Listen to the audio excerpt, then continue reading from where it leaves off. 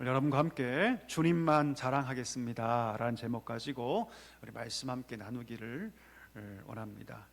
여러분, 세상에는 수많은 기념비들이 있죠.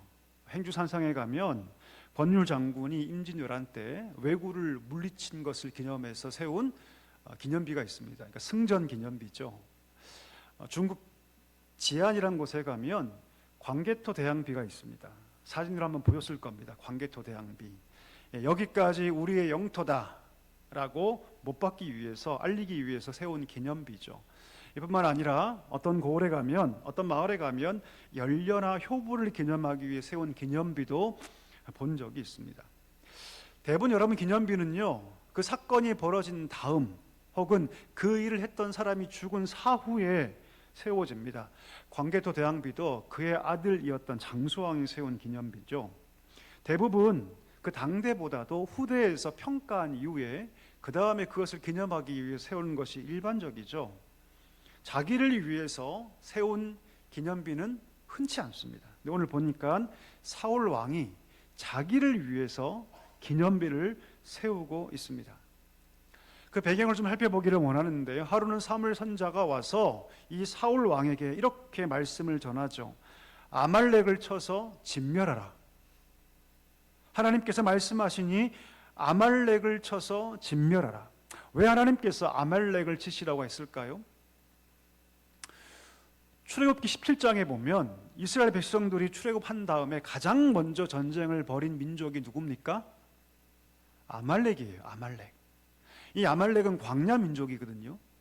아마도 여러분 남자만 60만 이상이 출애굽했고 그냥 출애굽한 게 아니라 10가지의 엄청난 기적을 통해서 출애굽했다는 소식, 그리고 홍해에서 그 엄청난 대군들을 하루아침에 수몰시킨 그 소문이 급속도로 퍼졌을 것이 분명합니다. 아마 아말렉은 두려웠을 것 같아요. 그래서 우리가 선수를 치자, 기습 공격해서 우리가 저 이스라엘 민족을 쳐버리자, 먼저 싸움을 걸어오죠. 여러분, 이 이스라엘이 아말렉과 싸울 수 있는 힘이 있었을까요? 없었을까요? 없었습니다. 여러분, 그들은요 한 번도 전쟁해 본 경험이 없어요. 칼 한 번 들어본 경험이 없는 사람입니다. 그럼에도 불구하고 하나님께서 이기게 하시죠. 어떻게 이기게 하십니까? 모세를 향해서 네가 손을 들면 내가 이기게 하고 손을 내리면 질 것이다. 어떻게 됩니까? 해가 지도록 그 손이 내려오지 않습니다. 아론과 훌이 옆에 돕죠. 기적적인 방법으로 해가 지도록 손이 내려오지 않고 결국 전쟁에서 승리하게 됩니다. 그렇게 300년이 또 흘러가요. 하나님께서 300년 정도가 흘러간 다음에 사울 왕에게 완전히 진멸하라. 사울 왕이 말씀에 순종하긴 하죠. 그래서 21만 명의 군대를 끌고 가서 아말렉과 전쟁을 하고 승리를 거둡니다. 여기까지는 좋아요. 하나님께서 뭐라 말씀하십니까? 어떤 것도 남기지 말아라. 동물 한 마리도, 모든 소유도 남기지 말고 다 뭐하라? 해례마라, 진멸하라. 그런 명령이 분명히 있음에도 불구하고 사울은 순종하지 않습니다. 사무엘상 15장 9절에 보니까 이렇게 기록하고 있죠. 사울이 백성이 아각과 그의 양과 소의 가장 좋은 것, 기름진 것과 어린 양과 모든 좋은 것을 남겼다. 분명 하나님께서 다 진멸하라고 말씀하셨는데 사울 왕은 순종하지 않습니다. 순종하지 않아요. 진멸하기를 즐거워하지 않았다. 무슨 말입니까? 하나님 말씀에 순종하기를 싫어했다는 것입니다. 하나님께서 이 일 때문에 후회하시죠. 내가 이 왕 세운 것을 후회한다. 이뿐만이 아닙니다, 여러분. 이 사건 바로 앞에 그가 왕으로 세워진 지 2년에 어떤 사건이 벌어지냐면 블레셋이 쳐들어옵니다. 그때 여러분, 사울에게는 싸울 만한 군사력이 있지 않았습니다. 그래서 마음이 급해지죠. 그래서 사무엘에게 뭐를 요청합니까? 와서 우리를 위해서 제사를 드려달라고 요청하죠. 사무엘이 옵니까 안 옵니까?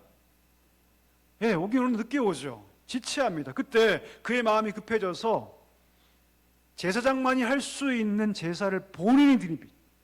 월권하게 되죠. 그때 하나님께서 엄청나게 실망하십니다. 하나님께서 사울에게 경고하시죠. 여호와께서 왕에게 명하신 바를 왕이 지키지 아니하였으므로 하나님께서 그의 마음에 맞는 사람을 구하여 그 백성의 지도자로 삼으실 것이다. 이미 하나님께서 경고하신 상황이에요. 하나님의 말씀을 순종하지 않으면 하나님은 당신을 버리실 것입니다라고 분명히 경고했는데 오늘 이 사건을 또 버린 것이에요. 여러분, 우리가 무엇을 알 수 있을까요?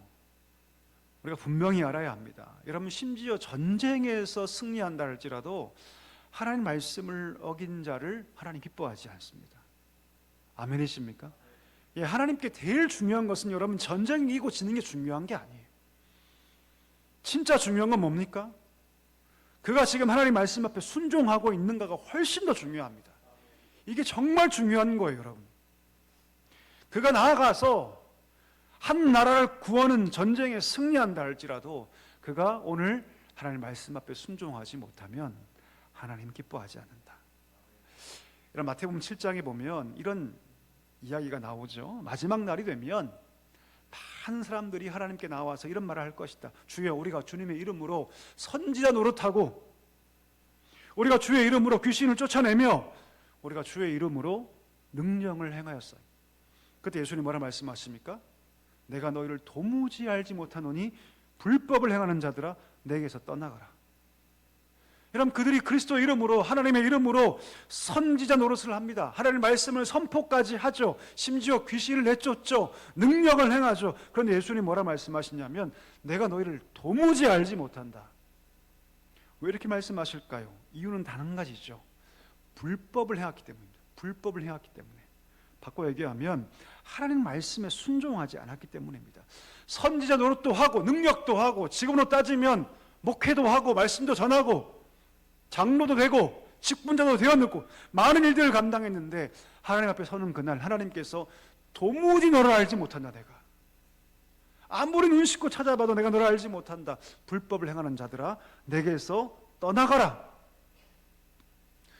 일들은 많이 했지만 하나님의 말씀과 상관없이 자기의 뜻대로 자기의 생각대로 한 것을 주님은 기뻐하지 않는다는 것이죠. 교회를 위해서 대단한 일을 한다 할지라도 하나님의 말씀에 순종하지 않는 것을 하나님은 더 기뻐하지 않는다라고 말씀하고 있는 것이죠. 그래서 이 모든 사건 다음에 하나님께서 뭐라 말씀하시냐면 우리 22절과 23절 한번 읽어볼까요? 우리 같이 한번 읽어보겠습니다. 사무엘이 이르되 여호와께서 번제와 다른 제사를 그의 목소리를 청종하는 것을 좋아하심같이 좋아하시겠나이까.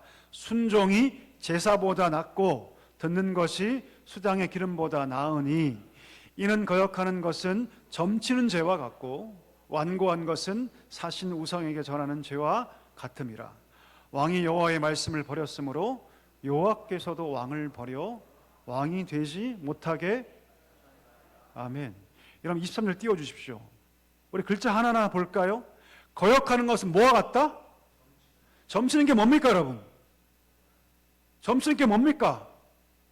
무당에게 가서 내 사주를 알아보고 내 앞날에 대해서 물어보는 거 똑같은 것이 순종하지 않는 것이 뭐와 같다? 하나님 앞에서 무당에 가서 고개 숙이고 귀신에게 물어본 것과 똑같다. 중간에 보십시오. 말씀을 버리는 것은 누굴 버리는 것이다?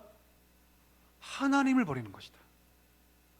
말씀을 버리는 것은 하나님을 버리는 것이다. 이 말씀을 하고 있습니다. 내려주시죠. 여러분, 이것을 기억해야 합니다. 우리가 아무리 큰 일을 행한다 할지라도 말씀에 순종하지 못하면 하나님은 기뻐하지 않으십니다. 암말렉과의 전쟁에서 승리하는 거 우리 인간의 관점에서는 대단한 업적이죠. 그러나 하나님은 그것을 기뻐하지 않으셨습니다. 오히려 순종하지 않는 것에 책망하시고 실망하셨다는 것이죠. 여러분, 하나님 앞에 우리가 순종하기를 간절히 소망합니다. 그 어떤 것보다 순종하기를 힘써야 합니다. 순종하지 않으면 오늘 말씀 뭐라고 얘기합니까? 점치는 죄와 같다. 하나님 버리는 것이다. 이 말씀을 꼭 기억하며 우리 삶의 자리에서 늘 순종할 수 있기를 주의 이름으로 간절히 축원합니다. 오늘 그가 순종하지 않으니 그 속에 교만함이 싹트기 시작합니다. 스스로 자부심을 느끼죠. 아, 내가 이 대단한 일을 해냈다. 그리고 오늘 본문에 보니까 갈멜에다가, 여러분 갈멜이 얼마나 복된 곳입니까? 갈멜이 얼마나 복된 그야말로 믿음의 장소 아닙니까? 근데 거기에 그 믿음의 현장에, 그 믿음의 역사적 그 현장에 오늘 사울은요, 자기를 위해서 기념비를 세웁니다. 자기를 위해서. 온갖 하나님의 기적의 역사가 가득 차 있는 그 갈멜 거룩한 성지에 오늘 사울은 여러분 자기를 위해서 기념비를 세웁니다. 여러분 자기를 위해 기념비를 세웠다는 말은 뭡니까? 이 승리의 주인공이 하나님이 아니라 누구다? 나다. 정말 사울이 주인공입니까? 사울이 용감해서, 사울이 작전을 잘 짜서, 무엇인가 대단해서 여러분 그 전쟁이 이긴 것입니까? 아니에요, 여러분. 절대 그렇지 않습니다. 그럼 전쟁은 누구에게 속한 것입니까? 하나님께 속한 것입니다. 한번 따라해 주시겠습니까? 전쟁은 하나님께 속한 것이다. 할렐루야. 예, 전쟁은 하나님께 속한 것이에요. 성경은 끊임없이 우리 가운데 얘기하고 있습니다. 모든 전쟁은 하나님 손에 달려 있다. 아무리 숫자가 적다 할지라도 하나님이 함께 하시면 이긴다. 기드온의 300용사 칼 한 자루 없이 횃불과 나팔과 항아리만 가지고도 수십만 대군을 물리치지 않습니까? 아무리 대단한 작전과 대단한 군사력을 보유한다 할지라도 하나님이 함께 하지 않으시면 이길 수 없습니다. 아이라는 성읍을 아시죠? 아주 작은 성읍입니다. 한 3,000명 정도만 올라가도 이길 수 있는 작은 성읍이었죠. 그런데 이스라엘 군대가 패배합니다. 이유가 뭡니까? 군사의 숫자 때문이 아니죠. 작전이 잘못됐기 때문도 아닙니다. 무엇 때문에요? 아간의 범죄 때문에. 아간의 범죄에서 하나님께서 함께하지 않으시니 아주 작은 성읍조차 이길 수 없게 된 것이죠. 여러분 우리가 아무리 똑똑하고 많이 배웠다 할지라도 하나님이 우리 인생 가운데 돕지 않으면 이길 수 없습니다. 학업도 마찬가지죠. 목회도 마찬가지입니다. 가정을 일구하는 것도 마찬가지죠. 사업도 마찬가지죠. 그 어떤 게 다 마찬가지입니다. 하나님이 우리 인생을 돕지 않으시면 우리는 승리할 수 없다. 반대로 배운 것이 없고 가진 것이 없고 내세울 것이 없어도 하나님이 함께 하시면 이긴다. 승리한다. 이것이 성경의 원리이고 우리가 믿는 신앙의 원리인 것을 기억하시기를 주의 이름으로 간절히 소망합니다. 사울은 여러분 하나님을 버려버립니다. 하나님 버려버려요. 그리고 그 거룩한 성지 갈멜에 거기에 자기를 위한 승전 기념비를 세우죠. 하나님을 위한 기념비를 세워야 되는데 자신을 위한 기념비를 세웁니다. 여러분 사무엘상 7장에 보면 이런 사건이 등장하죠. 미스바에 온 백성들이 모여서 회개의 부흥회를 엽니다. 그때 블레셋이 침공에 들어오죠. 난리가 난 겁니다, 여러분. 지금 밑에서 엄청난 수의 블레셋 군사들이 죽이기 위해서 쳐들어올 때 이 이스라엘 백성이 미스바에서 하나님께 기도하기 시작합니다. 하나님 우리를 구해 주옵소서. 우리를 살려 주옵소서. 하나님 아니면 우리가 아무런 소망이 없습니다. 그때 하나님께서 큰 우레를 바라셔서 저들을 어지럽게 하시고 그 틈을 타서 이스라엘이 엄청난 수의 블레셋을 다 무찌르게 됩니다. 승리하죠. 그때 그 다음 사건 다음에 사무엘이 어떤 일을 합니까? 큰 돌을 가져다가 기념비를 세우죠. 그 기념비의 이름이 뭡니까, 여러분? 뭡니까? 에벤에셀이에요. 에벤에셀. 하나님이 여기까지 도우셨다는 뜻이죠. 에벤에셀. 도움의 돌이란 뜻이죠. 누가 도왔다는 것입니까? 하나님이 도우셨다는 것이죠. 우리의 힘으로 전쟁인 것이 아니라 하나님께서 함께 하셔서 하나님이 도우셔서 하나님의 은혜 때문에 내가 이겼다. 도움의 돌 에벤에셀을 거기에 세웁니다. 사무엘과 사울 왕의 차이가 바로 여기에 있죠. 자신을 위해서 기념비를 세울 것인가 아니면 하나님을 위해서 기념비를 세울 것인가. 여러분 자신을 한번 돌아보기를 간절히 원합니다. 여러분 나는 지금 누구를 위해 기념비를 세우고 있습니까? 어떠세요, 여러분? 누구를 위해 기념비를 세우고 있습니까? 제가 예전에 한번 기독교 신문을 본 적이 있어요. 거기 보니까 엄청난 부흥의 소식을 누가 기록했더라고요. 어떤 한 지역에 엄청난 부흥이 있었고 하나님이 큰 은혜를 베푸셨다. 근데 그 다음 호에 기사에 어떤 일이 있었냐면 어떤 목사님이 기고문을 올렸는데 돈을 내고 사실은 그 부흥에 자신이 주역이었다, 이런 글을 올린 거예요. 기가 막히죠, 여러분. 기가 막히죠. 자기를 내세우기 위한 거예요. 자기를 내세우기 위해서 거금을 들여서 사실은 그 부흥의 이면에 내 수고와 노력이 있었다는 걸 알리기 위해서 거기에 글을 썼더라고요. 제가 그걸 읽으면서 참 기가 막혔습니다. 우리는 말로는 나는 사울 왕 같지 않아 라고 얘기하지만 여러분, 실제 삶에서 우리가 하나님께 올려야 할 영광을 가로채고 있는 경우가 너무 많습니다. 내가 기도해서 된 거야. 내가 기도해서 된 거야. 아무개는 내가 전도했어. 내가 있었으니 이 사람교회가 여기까지 왔지 라고 생각하는 것. 여러분, 신앙의 세계에서 나라는 단어는요, 제한적으로 쓰여져야 합니다. 신앙의 세계에서 나라는 단어가 쓰여질 때는요, 제한적이 되어야 돼요.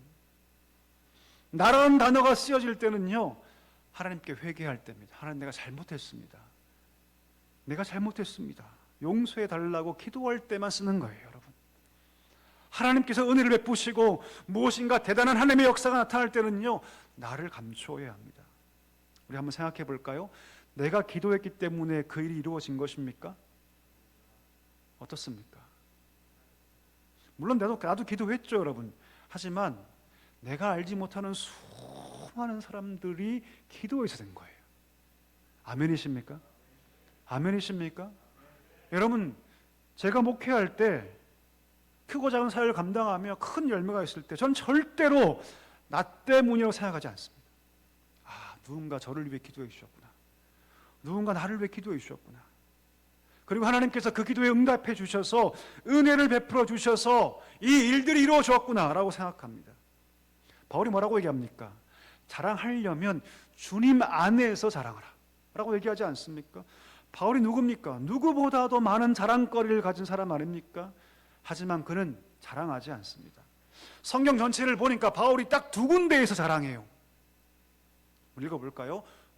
고린도후서 12장 9절 말씀, 우리 같이 한번 읽어보겠습니다. 나에게 이르시기를 내 은혜가 내게 족하도다. 이는 내 능력이 약한 데서 온전하여짐이라 하시니라. 그러므로 도리어 크게 기뻐함으로 나라의 연약한 것들에 대하여 자랑하리니 이는 그리스도 능력이 내게 머물게 하려 함이라. 첫 번째로 바울이 뭘 자랑합니까? 자기의 약함을 자랑해요. 자기의 약함. 왜 자랑할까요? 나는 약하지만 이 약함을 통해서 하나님의 능력이 더 강력하게 머물기 때문이에요. 예, 나는 부족합니다. 내 몸에 병도 있어요. 육체의 가시가 분명히 있습니다. 그러나 내 약함을 통해서 그리스도의 능력이 내 삶에 더 강력하게 나타나기 때문에 바울은 오히려 자기의 약함을 자랑합니다. 한 번 더 볼까요? 고린도전서 15장 31절 말씀, 우리 같이 한번 읽겠습니다. 형제들아, 내가 그리스도 예수 우리 주 안에서 가진 바 너희에 대한 나의 자랑을 두고 단언하노니 나는 날마다 죽노라. 자신이 그리스도 안에서 날마다 죽어져야만 한다는 것을 자랑합니다. 난 날마다 죽고 있다. 옛사람이 죽고 새 사람이 지금 하나님 앞에서 나타나고 있다는 것을 자랑합니다. 이게 뭡니까? 주 안에서 자랑하는 것입니다. 바울은 쓸데없는 것을 자랑하지 않습니다. 왜요? 그것은 신앙생활에 유익하지 않기 때문이죠. 우리 말씀 정리하기를 원하는데 여러분, 오늘 사울은 자신을 자랑합니다. 그 갈멜에 자기를 위한 승전 기념비를 세우죠. 결과가 뭡니까?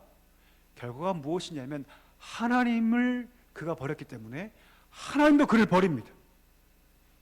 하나님께 드려야 할 그 영광을 그가 가로챘기 때문에 하나님이 후회하시고 근심하시고 사울 왕을 버리셨습니다. 우리 삶을 돌아보기를 원합니다. 나는 사울처럼 나를 위하여 기념비를 세우고 있는가? 아니면 사무엘처럼 하나님을 위하여 기념비를 세우고 있는가? 우리 하나님은 여러분, 우리를 통해서 영광 받으시기를 소망합니다. 바라고 계십니다. 주님께 드려야 할 그 영광 가로채지 않기를 간절히 소망합니다. 우리의 평생에 하나님을 위한 기념비를 세우는 축복의 백성이 되시기를 주의 이름으로 간절히 축원합니다.